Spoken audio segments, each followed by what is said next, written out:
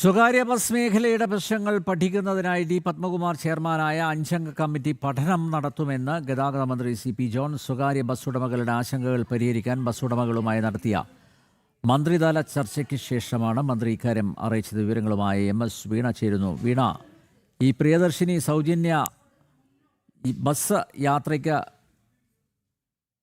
ശേഷം വലിയ ആശങ്കകൾ ആണ് സ്വകാര്യ ബസ് മുതലാളിമാരുടെ ഭാഗത്തു നിന്ന് ഉണ്ടായത്. കാരണം വലിയ നഷ്ടം അവർക്ക് ഉണ്ടാകും എന്ന് പറഞ്ഞിരുന്നു. ആ പശ്ചാത്തലത്തിലൊക്കെയാണ് ഇന്ന് സ്വകാര്യ ബസ് ഉടമകളുമായി ഗതാഗത മന്ത്രി ചർച്ച നടത്തിയത്. അവരുടെ പ്രശ്നങ്ങൾ, അവരുടെ ആകുലതകൾ എങ്ങനെ പരിഹരിക്കും എന്ന ഉറപ്പാണ് ഗതാഗത മന്ത്രിയുടെ ഭാഗത്തുനിന്ന് ഉണ്ടായിരിക്കുന്നത്. വിശദാംശങ്ങൾ വീണ.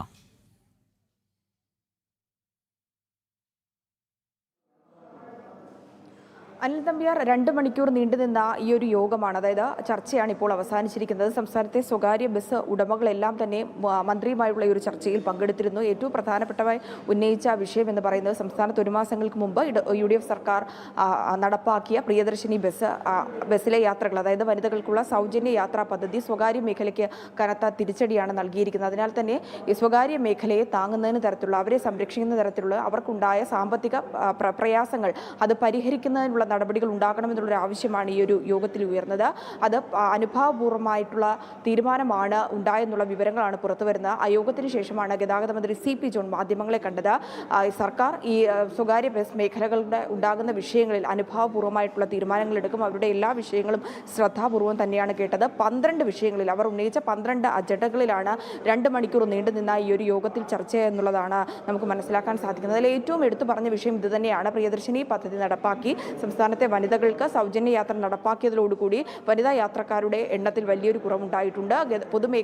പൊതുഗതാഗത മേഖല ഉയർത്തുന്നതിനുള്ള നടപടികൾ ചെയ്യുമ്പോൾ അത് സ്വകാര്യ മേഖലയ്ക്ക് വലിയ തരത്തിലുള്ള പ്രതിസന്ധിയാണ് ഉണ്ടാക്കുന്നത്. ആ പ്രശ്നങ്ങൾ പരിഹരിക്കുന്നതിനുള്ള കാര്യങ്ങൾ സംസ്ഥാന സർക്കാരിൻ്റെ ഭാഗത്തു നിന്നുണ്ടാകും.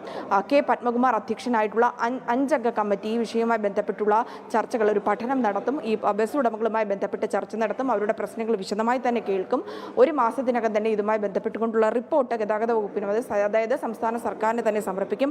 ആ റിപ്പോർട്ട് വന്നതിന് ശേഷം അതിൽ പറയുന്ന വിഷയങ്ങൾ, അതെങ്ങനെയാണ് സംസ്ഥാന സർക്കാരിന് അത് പരിഹരിക്കാൻ സാധിക്കുക എന്നുള്ള കാര്യത്തിൽ തീരുമാനമെടുക്കുമെന്നാണ് ഗതാഗത മന്ത്രി ഇപ്പോൾ അറിയിച്ചിരിക്കുന്നത്. 12 വിഷയങ്ങളിലാണ്. അതിലെ ഏറ്റവും എടുത്തു പറഞ്ഞത് പ്രിയദർശിനി ആണെങ്കിൽ പോലും ഈ കൺസെഷൻ അടക്കം വിദ്യാർത്ഥികൾക്ക് നൽകുന്ന കാര്യത്തിൽ സർക്കാരിൻ്റെ ഭാഗത്ത് നിന്ന് ഇളവ് വേണമെന്ന് പറഞ്ഞിരുന്നു. ഒപ്പം തന്നെ ഈ ട്രാൻസ്പോർട്ടുമായി ബന്ധപ്പെട്ട്, പൊതുഗതാഗതവുമായി ബന്ധപ്പെട്ട് KSRTC ബസ്സുകളിൽ നടപ്പാക്കിയ പ്രിയദർശിനി പദ്ധതികൾക്ക് തുല്യമായി തന്നെ സ്വകാര്യ ബസ്സുകളിലും അത് നടപ്പാക്കണമെന്നുള്ളൊരു ആവശ്യം കൂടിയാണ് സ്വകാര്യ ബസ് ഉടമകൾ ഉന്നയിച്ചിരിക്കുന്നത്. എന്തായാലും ഈ ഒരു പഠനത്തിന് ശേഷം അനുകൂലമായിട്ടുള്ളൊരു നടപടി ഉണ്ടാകുമെന്നാണ് CP ജോൺ അറിയിച്ചിരിക്കുന്നത്. ആ ഒരു പ്രതീക്ഷയിൽ തന്നെയാണ് സ്വകാര്യ ബസ് ഉടമകൾ മടങ്ങിയിരിക്കുകയും ചെയ്യുന്നത്. 30,000-ഓളം സ്വകാര്യ ബസ്സുകളാണ് സംസ്ഥാനത്തുണ്ടായിരുന്നെങ്കിൽ ഇതിപ്പോൾ 7,000-ആയി ചുരുങ്ങിയിട്ടുണ്ട്. അതിനാൽ തന്നെ കൺസെഷൻ അടക്കമുള്ള കാര്യങ്ങളിൽ അത് എങ്ങനെ പ്രായോഗികമായി നടപ്പാക്കാം എന്നുള്ള കാര്യങ്ങളും വിശദമായി പരിശോധിക്കുമെന്നാണ് ഗതാഗത മന്ത്രി അറിയിച്ചിരിക്കുന്നത്. അനിൽ നമ്പ്യാർ. സ്വകാര്യ ബസ് മേഖല നേരിടുന്ന പ്രതിസന്ധി പ്രശ്നങ്ങൾ പഠിക്കാനും പരിഹരിക്കാനും 5 അംഗ സമിതിയെ നിയോഗിച്ച സർക്കാർ. വീണയാണ് വിവരങ്ങൾ നൽകിയത്.